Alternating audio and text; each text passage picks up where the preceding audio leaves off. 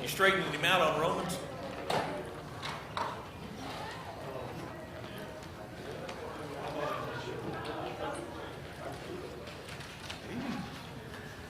Welcome, everybody.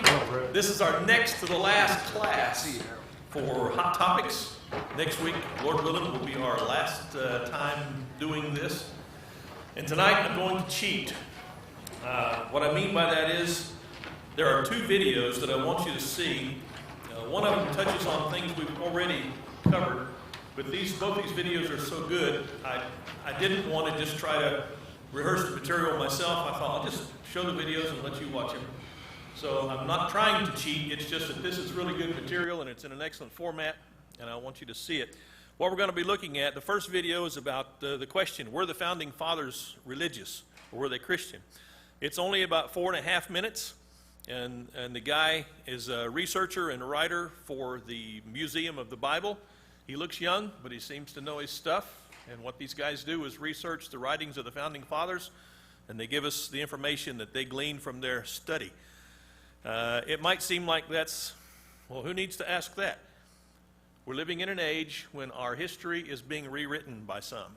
And so that's why I want to show this video. And the second video, the first one is about 4.5 minutes, 4:45, something like that. The second one is more like about 27 minutes. But that's David Barton. And David Barton is on a television program, and he's talking about a book that he's written called The Jefferson Lies. How many of you have heard that Thomas Jefferson, was not a Christian, he was a deist? Anybody heard that? All right, that's not the truth, but that's what a lot of people are saying. How many of you heard that Jefferson didn't like the Bible and he just cut up a Bible and put together the portions that he wanted to have? Anybody heard that? You haven't? Great, fantastic. I'm glad you haven't heard that. At any rate, that's what a lot of people say because of some things he did. So that's what this video will be talking about. But I want to give you a couple of passages of Scripture as a scriptural basis for what we're doing tonight and why we're spending time watching these videos. In Proverbs chapter 22, there's a passage that it's just stuck in my mind for decades because of what it says. It's verse 28. Very simple. It says, "Do not move the ancient boundary which your fathers have set." What does that mean? You don't move the property boundaries, because if you move the property boundaries, that means you're stealing, you're telling a lie. And our forefathers in this nation have set boundaries when they established this country. They wrote the Declaration of Independence, the Constitution. All of this is based on their faith in God and His Word and the Bible. God's referenced 4 times in the Declaration of Independence. So those are the boundaries that are set. Romans chapter 1, we've dealt with this a couple of times in studying Romans and in sermons. But it says in verse 18, "The wrath of God is revealed from heaven against all ungodliness and unrighteousness of men who do what? Who suppress truth in unrighteousness." In other words, they're telling lies about what's true, and they're suppressing that truth so that the truth will not benefit us. They're suppressing it for their own benefit. That's what's happening in our culture. Our history is being rewritten. People are saying things that are not true. The guys we're listening to tonight have gone back and researched the documents, and they know what these guys wrote, they know what they said, they know what they believed based on what they wrote, and those handwritten documents are still available to be read today. So without any further ado, Rusty's going to key up the first video. This is the one from the guy who was the researcher with the Museum of the Bible. Religious beliefs of the Founding Fathers of the United States. There's been a lot of controversy surrounding this subject, but there shouldn't be. Because of their prominence, I will discuss George Washington, John Adams, Thomas Jefferson, and Benjamin Franklin, our nation's first 3 presidents, and the man referred to as the first American. All of whom, even if some did not individually adhere to Orthodox Christianity, were steeped in the Judeo-Christian tradition. Here's what we can say for certain about their religious beliefs. 1. All of the founders believed in a transcendent God, that is, a creator who exists outside of nature. 2. All the founders believed in a God who imposes moral obligations on human beings. 3. All the founders believed in a God who punishes bad behavior and rewards good behavior in an afterlife. The notion that any of the founders believed in an impersonal deity who merely created the universe and then left it to itself is false. All of them believed in a God who, as Franklin said at the Constitutional Convention, governs in the affairs of men. Let's start with George Washington. Washington's writings, both public and private, are full of references to the Bible. This is certainly true during his 8 years as the first president of the United States. Here is Washington at his first inaugural. The propitious smiles of heaven can never be expected on a nation that disregards the eternal rules of order and right which heaven itself has ordained. In all likelihood, Washington was an Orthodox Christian. Like Washington, Benjamin Franklin also referenced Bible verses, stories, and metaphors throughout his life. His calls for prayer at the Constitutional Convention were typical of his attitude. Franklin, who had his own unorthodox views, summed up his faith this way: that the soul of man is immortal and will be treated with justice in another life, respecting its conduct in this. While the religious views of Washington and Franklin are clear, those of John Adams and Thomas Jefferson are more complicated. Adams referred to himself as a Christian throughout his life, but did not believe in traditional Christian doctrines such as the Trinity or the divinity of Jesus. Nonetheless, before, during, and after his tenure as president, Adams repeatedly asserted his admiration for the Christian faith. Those general principles of Christianity are as eternal and immutable as the existence and attributes of God, he wrote. Likewise, Adams spoke of his great respect for the Bible. The Bible is the best book in the world. It contains more of my philosophy than all the libraries I have seen. Those who suggest that Adams was against religion like to quote from a letter he wrote to Thomas Jefferson, in which he said, "This would be the best of all possible worlds if there was no religion in it." Unfortunately, those who cite this line never quote the lines that immediately follow. But in this exclamation, I should have been as fanatical as the skeptics of religion. Without religion, this world would be something not fit to be mentioned in polite company. I mean hell. So, those who quote the first line without quoting the subsequent lines are either unaware of the full comment or are deliberately misleading people as to Adams's beliefs. Like Adams, Thomas Jefferson did not adhere to orthodox doctrine. Yet he often declared himself to be a Christian. I am a Christian, he said, in the only sense he, Jesus, wished anyone to be, sincerely attached to his doctrines. As one of the leaders of the American Revolution, his views are well known. After all, this is the man who wrote in the Declaration of Independence that all men are endowed by their Creator with certain unalienable rights, that among these are life, liberty, and the pursuit of happiness. You can't get a much more explicit statement of belief than that. These four founders, Washington, Adams, Jefferson, and Franklin, were practical men with a sober view of human nature. They understood that man is morally weak and that religion provides the best encouragement and incentive to be good. It does so, first and foremost, by teaching that choices have consequences, not necessarily in the here and now, but most certainly in the hereafter, meted out by a just God. It should come as no surprise, then, that Jefferson, in his second inaugural, asked for the favor of that being in whose hands we are, who led our forefathers, as Israel of old, from their native land. So what were the religious beliefs of the founders? They were diverse, but all of them were rooted in the Judeo-Christian values found in the Bible. I'm Joshua Charles, writer and researcher at the Museum of the Bible for Prager University. To subscribe to our YouTube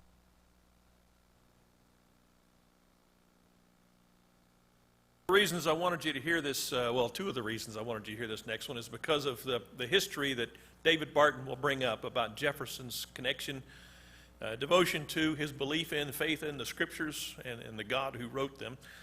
And also because I want you to understand that David Barton received a lot of resistance to this book, but the resistance didn't necessarily come from secular folks. It came from a lot of folks who name the name of Christ, who think they are historians, but and he brings this up. So I want you to understand that when you hold on to the truth, you may be resisted by people that you would not expect to resist you. Just kind of makes sense. Also, a lot of people will say of the Founding Fathers, they'll bring up some of their bad habits, some of the things they did that were wrong, and these guys weren't really Christians because of the way they lived. But just remember what they could say about David. What did the Scriptures say about David? It says he was a man after God's own heart. What kind of things did David do? Committed fornication with Bathsheba, got her pregnant, lied about it, had her husband murdered. all kinds of horrible things, but he was still called by God a man after his own heart. So just because these guys didn't live up to the perfect image of Christianity doesn't mean that they didn't proclaim Christ. How many of us, if somebody examined our lives, would be able to say, Marty, he's not really a Christian because I saw him do this, I heard him say that. So what we're looking at are their writings, the historical documents that we still have that tell us what they believed.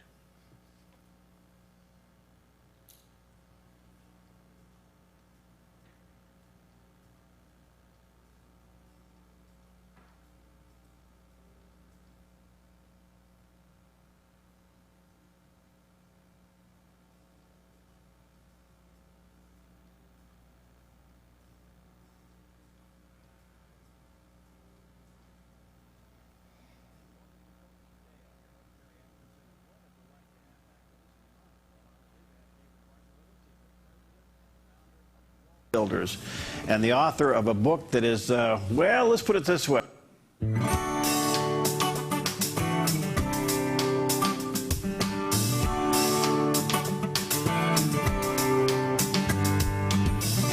Welcome to Focus Today. I'm your host, Perry Atkinson, and what a delight to have back with us, and an honor, quite honestly, to have David Barton with us. He's the president and founder of Wall Builders, and the author of a book that is, well, let's put it this way. I think it's very interesting and very informative, but it's turned out to be somewhat controversial, and that is the book entitled The Jefferson Lies.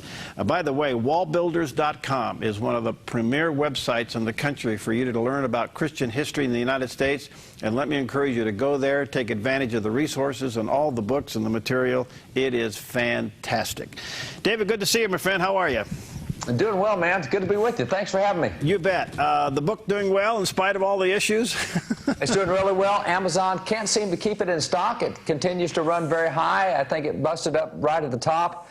And so every day they're ordering new, trying to keep it in stock. So it's doing really well. Thanks for asking. You bet. So what is the controversy about the book? Well, the controversy about the book is there are some academics who want Jefferson to be something he's not, and that's a secularist, anti-Christian guy. Jefferson is very firmly pro-religious liberties, pro-conscience. He's very firmly pro-religious expression, and by me putting out a book that shows him to be that way, that goes counter to the way that the courts and the political guys use Jefferson. They use him to try to secularize the public square. Jefferson would vehemently object, so I give Jefferson's viewpoint, and they don't like that because it goes counter to where they want the culture to go. Okay, but they can't deny the facts. It's there. No, they can't deny the facts. They try to obfuscate them. They say, well, Jefferson actually said this, and you know, they go off into tangential areas. But when you come back into what Jefferson actually says repeatedly, time and again, it's pretty unequivocally clear that the academics that are criticizing this are certainly off base on this one. Okay, let's get into some of these. By the way, it was the president mentioned President Jefferson during his speech at the mosque, trying to refer his interpretation of Muslims, and received quite a bit of pushback. What was your take on that? Well, he should have received a lot of pushback on that. He has used Jefferson repeatedly to try to move forward an agenda that Jefferson would absolutely oppose. You have to remember, Jefferson is the first president to actually conduct a literal war on terror. He fought Islamicists, Muslim extremists, Muslim terrorists for a number of years. He was very familiar with their beliefs. He was the first diplomat appointed to negotiate with Muslim terrorists in 1784. 2 years later, he was in London and asked one of the Muslim ambassadors, why is it you guys attack us? We've done nothing to you. And they said, our religion demands that we do that. Our Quran orders us to do that and to make slaves out of you. And if we get killed in battle, we're going to heaven. And Jefferson said, no way. You go to heaven for killing people? So at that point, he and John Adams went out and bought Qurans, and they studied the Quran. Well, the president makes a big deal of the fact that Jefferson owns a Quran, shows how favorable he is toward Islam, and Islam affected his life. No, he read the Quran to say, you got to be kidding. Matter of fact, at the end of 5 years on-the-ground conflict with Jefferson sending the Marines to right where we're fighting today, Tripoli and Benghazi and Egypt, etc., at the end of Jefferson's administration, they came out with this book. This is the first Quran printed in America, printed at the end of Jefferson's administration, and they're begging Americans, please read the Quran. Please read this. And this is what they say. The introduction here is given. And at the end of the Quran, this is what they tell America. If you'll read the Quran, it says, "Thou wilt wonder that such absurdities have infected the best part of the world, and will avouch that the knowledge of what is contained in this book, the Quran, will render that law contemptible." They said, Americans, if you read the Quran, you will find out this is not a religion of peace. This is not a religion that you can negotiate with and deal with. Everything opposite to what the president's saying. And so he uses Jefferson, and he really is portraying Jefferson exactly opposite what Jefferson was in his administration. Wow. Okay. Now, before you wrote the book, this has popped, or after you wrote the book, this has popped up. So do you think this is another reason why your book will be controversial? Well, the book doesn't deal with Jefferson per se. I've done a different piece totally. It's an interesting thing because Jefferson's considered by the modern Democrats to be a founder of the Democrat Party. And they have heralded him that way on their website for years. And this year they've started saying, well, we're not going to do our Jefferson Jackson Day dinners anymore. We got to get rid of Jefferson. So there's the push now saying, let's get Jefferson off the nickel. Let's get Jefferson off Mount Rushmore. Let's get rid of the Jefferson Memorial. We got to get Jefferson out of the society. He's a really bad guy. Well, we addressed part of that in the book, but in addition to that, I just flat point out there's no way that Jefferson would be part of the Democrat Party today. I mean, Jefferson spoke very clearly on LGBT issues, exactly opposite where Democrats are. Jefferson spoke about gun control, how bad it was, just the opposite of where Democrats are. He said never let the government get into debt, and definitely don't go into deficit spending, just the opposite of where they are.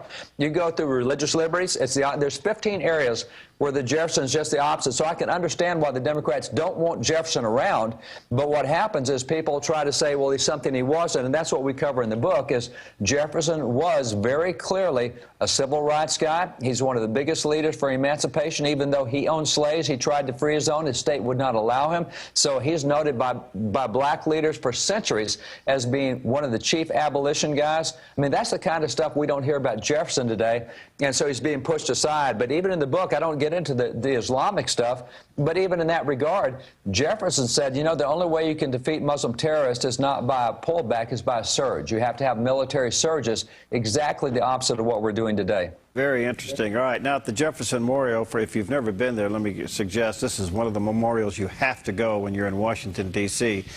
It is just packed full of scriptures and certainly evidence of God, and yet he is promoted as a deist, as somehow that is going to soften his Christian conviction. Can you help me with that one?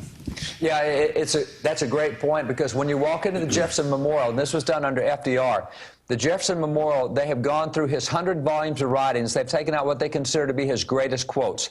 So as you stand there by that 19-foot-high bronze statue, you look around you, and there are 4 tableaus of stone with Jefferson quotes engraved in them. And around the top, around the dome, is a 5th quote. 4 of the 5 quotes are absolutely God-centered. Now, it's interesting, he's considered to be a deist, one of our least religious founding fathers, and yet 80% of the political rhetoric they chose is God-centered. This actually happens to be the very first book that Jefferson wrote. This is his Notes on the State of Virginia. This is what they quote inside the Jefferson Memorial. This is where he said, God, who gave us life, gave us liberty.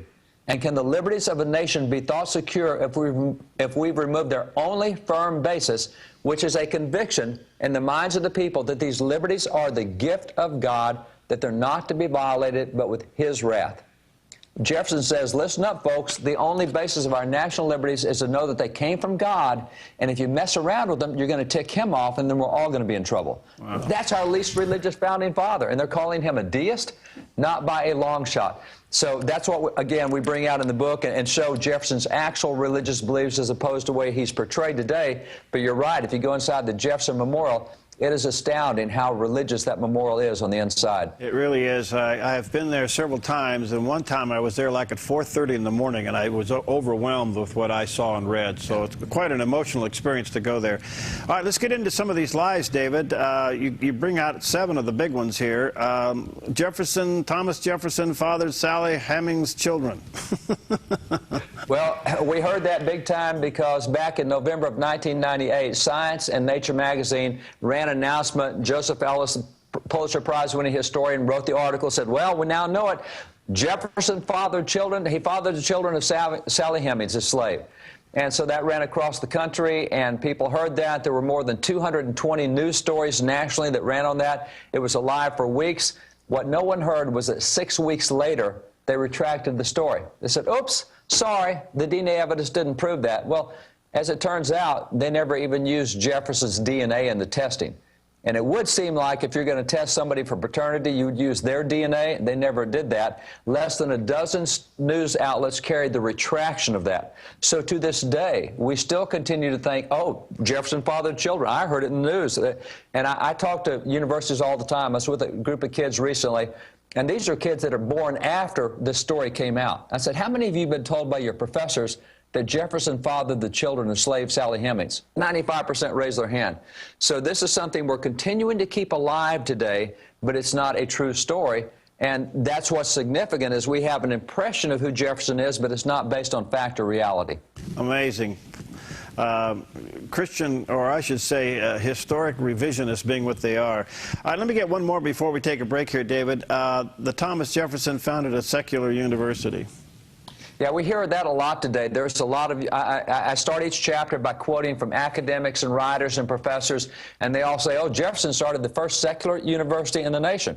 And the reason we know that it's a secular university is he didn't have a chaplain at the university. Well, I did an academic book with 3 other professors, and that was their claim. And so I just walked across the library here, and we're surrounded by about 100,000 documents from before 1812. So I walked across the library and picked up some newspapers that had ads on the University of Virginia. And the ads were written by the chaplain of the University of Virginia. And they said, wait, but he didn't have a chaplain. Well, here's the chaplain writing the ads.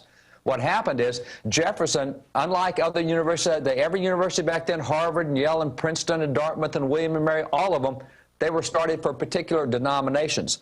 And so you had a clergyman from that denomination as the president, a clergyman from that denomination as the chaplain, and you had a clergyman from that denomination as the professor of theology. Jefferson said, I want this university to serve all Christian denominations. He invited every Christian denomination to come to the University of Virginia, start a seminary there. He said, this is for all Christians. And by the way, he invited Jews as well. It was a biblical approach. And so by taking that, he said, we'll have a lot of professors of theology, but they're not going to be from one denomination. So the chaplaincy actually rotated between 4 denominations. 1 year it was the Baptists, 1 year it was the Methodists, 1 year it was the Presbyterians. And today people say, oh, he didn't have a chaplain like every other university, so it was a secular university, which is nonsense. That's not, as a matter of fact, Jefferson's own writings, he made sure the kids were instructed in the Christian religion. He made sure that the library was filled with writers of the Christian religion.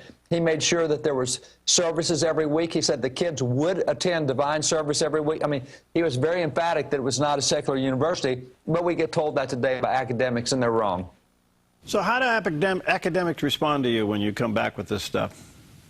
Usually they'd say, oh, you haven't been trained in history. You don't have a PhD. Well, that's true. All I've got is the original documents. I'm sorry, I don't have the PhD. Actually, I do have the PhD, but I've got the original documents as well. I just don't consider myself an academic. I consider myself a lover of truth.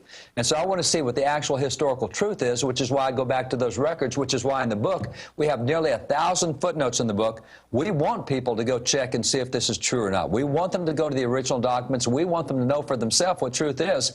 And so generally, they kind of dismiss it, or in the case of the academics who have attacked the book, they said Barton doesn't have a clue what he's talking about, why Jefferson, we all know, was an atheist agnostic, and so they appeal to popular prejudice rather than going to truth as the basis, and that's where we confront them and say, no, here's the documents, and we encourage everyone to see the documents for themselves. It gives you a whole different view of America's founding than what we get today. All right, let me take a quick break here, David. By the way, to our viewers and listeners, you got to go to wallbuilders.com and check out the website. It is a tremendous resource, one of the most active and I think impacting websites out there. Support David in his ministry and get the book, Jefferson Lies. And we'll come back. Is it true or not true that Jefferson took the Bible and edited it to say what he wanted to say? We'll find out when we return. I'm Paulina Leiser, producer of Focus Today. Thank you for watching this video, and make sure to check our other videos at thedove.us.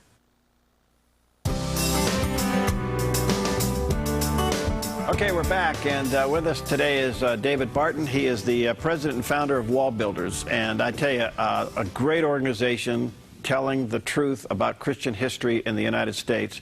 Go to wallbuilders.com. That's the website. And we're talking to David today about his book that has received a lot of response and has turned out to be controversial. And the book is entitled Jefferson Lies. And he points out there's 7 of the lies about Jefferson in his book, and so we're kind of going through those. So, David, is it true that he took the Bible and just, I don't like that, I'll take that out. Yeah, I like that, I'll leave that in. I mean, he kind of did his own cut and paste show. You know, that's what we hear a lot. And whenever I talk favorably about Jefferson, and Jefferson's a human. He had flaws just like anybody else did. He may have had fewer flaws than a lot of people did. He had a huge impact on the nation and the ideas that have made us exceptional, but he had flaws. And so when I talk favorably about Jefferson, I invariably get particularly Christians who write back and say, how can you talk nice about this guy? Why, he so hated the Scriptures. He so hated Christ and the supernatural. He made his own Bible in which he cut out all that supernatural stuff. And so when they say that to me, I always have fun. I always write back, or I talk to them and say, he cut out the miraculous? What are you talking about? And they said, you know, the Jefferson Bible. I said, the Jefferson Bible? Which one are you talking about? And I asked that question specifically because to date, no one's ever been able to answer that question. They say, well, you know, the Jefferson Bible. I said, yeah, no, but he did 2 of them. Are you talking about the one from 1804 or the one from 1820? And they go, the Jefferson Bible. They didn't know there was a difference. I said, well, let me take you through it. 1804, Jefferson has been working intimately with Indian nations, Indian tribes. He's been working to get them missionaries and get them Christian teaching of the tribes. He wants education there. 1803, he signed a treaty with the Kaskaskia Indians in which he used federal funds to pay for Christian ministers to go be with those Indians and to build them a church. I mean, he's using federal funds for this. Well, in 1803, there's a Bennett, an evangelical minister in Scotland, who does a sermon, and one of Jefferson's friends got a hold of a copy and gave it to him. And Edward Dowse gave him the sermon and said, Jefferson, you got to read this. This is great. And this Bennett, Reverend Bennett, says, well, you know, if you want to reach the Indians with the gospel, do not give them a Bible. Why not? Because when they open it up, they might read Leviticus, or they might read the genealogies. He said, what you need to do is give them the teachings of Jesus. So Jefferson, in 1804, takes 2 Bibles out of the White House, opens them up, and starts cutting out of them the teachings of Jesus, what we would call the red letters of Jesus. He pastes them end to end. He puts them into a book. His family tells us that he gave that to missionaries and said, look, here's a cheap way to print the teachings of Jesus. You don't have to do the whole Bible. You can get them the red letters of Jesus. And as you go through that, my goodness, Jesus is healing the sick, and he's raising the dead, and he's casting out demons, and he's the Son of God, and there's resurrection and heaven and hell. And so I say, it must not be the 1804 book that you're talking about. It's got to be the 1821, right? Because he cut out all the miracles. And they're kind of flustered at this point. I say, so let me tell you about the 1820 book. In the 10 years leading up to that, Jefferson read every moral book he could on moral teachings because he's a national leader, and he knows that if people can have internal control, internal restraints, you need less government. So he wants a way to make sure people can control themselves. So he read all the moral teachings of Pythagoras and Cato and Seneca and all these guys for thousands of years, and Jefferson in his own writing said the moral teachings of Jesus are better than those of any other individual in time, ever. So he says if we can take the moral teachings of Jesus and get people to live by what Jesus taught for behavior, we'll have a great nation. He went through and he took 81 moral teachings of Jesus. And it's the Good Samaritan, it's the Golden Rule, it's the turn the other cheek, it's forgive your enemy, it's love God with all your heart, soul, 81 moral teachings.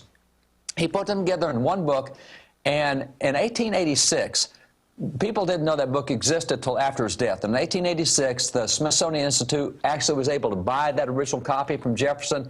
And in 1902, a congressman named John Lacey looked at that and said, this is phenomenal. And he started writing op-eds across America, said, look what Jefferson did. He took the teachings, the moral teachings of Jesus. Man, if we could live by this today, think what the nation would be like. And so what they did was in 1902, the U.S. Congress printed 9,000 copies of this book right here. This is a congressionally printed copy. It's The Life and Morals of Jesus of Nazareth. When you open it up, is a reprint of what Jefferson himself said. It actually has his writing on the cover. It's The Life and Morals of Jesus of Nazareth. And he goes through and he gives you the 81 teachings of Jesus that he included in this. And so what they did, Congress for 50 years gave this book to every senator and every representative and said, if you will live by the teachings of Jesus, you'll stay out of trouble. Now, by the way, the teachings of Jesus in here also have a lot of supernatural here as well. There's angels and heaven and hell and other supernatural things. But his point wasn't theology. His point was get the moral, behavioral teachings of Jesus. So I look at him and say, okay, so 1804, 1820, which one are you talking about where he cut out everything he disagreed with? It doesn't exist. That's another one of the modern myths. And when you go back to the actual documents Jefferson did, it's very clear what he did. And he was not this guy who cut all the scriptures apart to make it say what he wanted. That just wasn't him. Wow, excellent. I'm going to run out of time, but let me see if I can grab a couple more. Was he a racist? He's called a racist because he owned slaves. And what people fail to recognize is why is it that you have, for example, pull out a couple of works here. This is Frederick Douglass. Now, Frederick Douglass, I mean, he's a huge civil rights leader. He served in 4 presidential administrations. Why is it that Frederick Douglass praises, here's a black civil rights activist praising Jefferson as a huge pioneer and leader in civil rights and emancipation? Now, today, we would say that can't be. He owned slaves. You have a white abolitionist, John Quincy Adams, does the same thing, praises Jefferson for all of his work to end slavery. And what you find out is Jefferson, in his own writing, says, the laws of Virginia would not allow me to free my own slaves. Matter of fact, he had a neighbor, Robert Carter, who had 500 slaves. He emancipated them all in 1782. 75 years later, they're still trying to free his slaves that he emancipated. That's how bad the laws of Virginia were. So when Jefferson gets elected to the state legislature of Virginia, one of the very first laws he introduces is, let's abolish slavery in Virginia. Well, he gets his brains beat in for introducing such a law. He gets elected to the National Congress, the Continental Congress. He introduces a national bill to end slavery in every state in America. It failed by 1 vote. And Jefferson in his diary said, oh, to God, that he would have changed one heart. And he just lamented that we failed by 1 vote to end slavery across America. As President of the United States, he signed laws that limited, and he's the guy who banned the importation of slaves in 1808. He's the guy who sent Christian ministers into Indiana and Illinois to make sure that they were anti-slavery territories so that when they became states, they would be anti-slavery states. He worked to end slavery overseas. He worked in France. He worked in other nations to end slavery. So he's always known as this anti-slavery guy who has the enigma of owning slaves that he didn't want to own. And so today we look at him and say, oh, he's a slave owner. He has to be a racist bigot if he owns slaves. No, not so. He was a huge leader in trying to end slavery in America. Wow, beautifully said. So given everything you shared with us so far here, David, how in the world could he be criticized for being an atheist and anti-Christian? Well, he's criticized because we know so little about our own history today. I mean, I hate to say this, but in the last election, 70% of voters did not know the Constitution was the supreme law of the land. 62% of voters could not even name the 3 branches of government. Now, if you can't name the 3 branches of government, do you think it's likely they know anything about the religious beliefs of Thomas Jefferson? Not so. I mean, if we can't even name the system under which we operate, we know very little about those who gave us that system. So we're at a point in time in American history where we have a historical illiteracy unlike anything in our history. We've never had this. And so that's why, and I have to say, I love the fact what's happening right now. Our book on Jefferson Lives, a New York Times bestseller. You have Glenn Beck, who did a book on George Washington, New York Times bestseller. Newt Gingrich did a book on Trenton and Princeton, New York Times bestseller. John Adams was by David McCullough, New York Times bestseller. Isn't it interesting that Americans are willing to pay money to learn the history they should have learned in school? And that these are best-selling books on the New York Times list. That says something about the hunger we have in America for our own history. But it's just unfortunate that right now we don't teach that history in schools, and a lot of us went through schools at a time where we really weren't taught the facts about our own history. Well, that in itself is the bottom line, and probably why Jefferson and others are criticized. People just don't know their history, and people will say, well, we are not a Christian nation. Some will say we're post-Christian. That could very well be. But on the other hand, this country only works when it's being governed by a moral people. And we got anything but moral people running for office. So what do we do? Well, one of the things we got to do is be moral people. I did a book recently with George Barnes. It's called U-Turn. And it looks specifically at the beliefs of Christians. 2 out of 3 Christians do not believe that there are moral absolutes. Now, that's Christians. Now, when 2 out of 3 Christians don't believe they're moral absolutes, so what kind of leaders do you think they will elect? And that's us. When you look at Christians, Actually, 68% of Christians believe that adultery is what they called a moral behavior. I'm sorry, that's not moral behavior biblically. So Christians have to get their heads back on biblically, but this is one of the other problems we find is among those who profess Christianity, less than 5% have read through the Bible from cover to cover. We don't even know what's in our own book. And so if we're going to get America turned around, we're going to have to get Christians turned around. And to get Christians turned around, they're going to have to read the guidebook that the Creator gave us, and that's the Bible. And if we read that and live by it, it changes the way we think, which changes what we expect in society, which changes the policies we'll put up with, which changes the kind of people that we'll elect. Now, we'll say what we've seen so far in this election, Iowa's the only one we've really had so far to speak of, massive turnout of Bible-believing Christians, and they carried their faith with them into the polls. That's good news, because it doesn't take a huge majority to swing the nation. You look at the American Revolution, only 25% of Americans were patriots. 25% absolutely opposed the revolution, and 50% didn't care just so long as they were on the winning side. When it actually came down to who participated in the American Revolution, only 8% of Americans ever participated in the revolution. So we have a nation that's been given to us by 8% who did something about it. It does not take a majority to make a massive difference. And maybe what we're seeing in Iowa, what we've seen in Iowa will be a good indication of what we're going to see this year across the nation. I certainly hope so. It doesn't take a massive number to make a difference, and maybe we'll see a difference made this year. David, you're an inspiration, and let me say to our viewers and listeners, get a copy of the book. It's called Jefferson Lies, and look for it. Is it on Amazon? Try to get it where you can. Go to his website, wallbuilders.com. Check out all of David's books and his material there that's available. David, thank you, my friend. Let's connect often. You're inspiring, and keep up the good work. I don't know what you're doing next. Do you have a sequel to this? I've actually got 3 or 4 books in line right now, so there are many coming out. Several. There's one called Courage, which is the stories of ministers in the American Revolution and what they did to found America. There's a bunch of books on the way.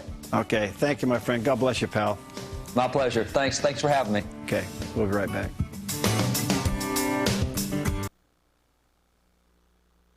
I hope you're not too upset with me for wanting to show these 2 videos. That guy is just awesome. He is really fantastic. You can go to the website, Wall Builders. There's a lot of material there. There are anything you want to research, they've got documents on it. Everything that you read on that site is documented. And what they do is go to the Library of Congress. Did you hear what he said? They were having a discussion. He just walked across the library, pulled out the volume that was written. What was the year prior to 18-something? And he said, here's what he wrote. They've got chaplains. Well, they're not supposed to have chaplains because it was a secular university. How many of you have heard that the Holocaust didn't actually happen? All right. When was the Holocaust? 70 years ago. And people are already saying, hey, didn't happen. Why are they saying that? They don't want Muslims to be offended. It's politically correct. This political correctness is going to destroy our nation because all it is a lie. It's just a lie. In every part of our history that has to be shifted and changed to fit in to this politically correct agenda, well, they're going to do it. So we need to be educating ourselves, not just in the scriptures themselves, but in our own nation's history. And the reason is, I believe this nation is great because initially God was included in its foundation. Righteousness exalts a nation, and I believe that's why this nation has been exalted. Did we get everything right? Well, of course we didn't get everything right. Who gets everything right? Do you know an eldership of any congregation that gets everything right? It doesn't happen. But what they did, they gave us some founding documents that were based on principles of the Word of God. And even those documents through the years, one of the reasons we eventually got rid of slavery is because they kept going back to the Constitution. We got to get rid of slavery because it doesn't square with the Constitution. And that's what the battle is over today. In our constitutional rights, there's even an argument. Some academics are saying we shouldn't have freedom of speech because too many people are saying things we don't want to hear. It's happening. Have our Second Amendment rights been attacked? And the answer to that is, duh. Why? Because if you have a disarmed populace, you have a populace you can control. And that's what this is all about. Now, I'm simply wanting us to be aware as Christians that our national history is based in God's principles. And when people come along and they bear false witness, even if they do so out of ignorance, we need to be ready to say, wait, hold on just a minute. I love you, and I don't want you to believe that because that's a lie. Here's what the truth is. Here's a place where you can go and you can read about this, or you can see it yourself, or we might be able to tell them ourselves. There's material out there. This is just an example. These are not rare, exceptional videos. There's a bunch of stuff out there. David Barton's produced a bunch of stuff. There's evidence available, material available, if we simply want to educate ourselves. So, thank you so much for attending this. I hope you don't feel like I've cheated too much by showing you videos, but hey, I'm just so sold on some of this material. By the way, Prager University, I didn't mention Prager University. How many of you are familiar with the Prager University videos? If you're on Facebook, you've probably seen them. I wish I'd seen more hands. Go home tonight, Google Prager University. And I probably shouldn't tell you to do that because I'm against addictive behavior. But if you go to Prager University and start looking at their videos, you're going to say, well, this is really good stuff.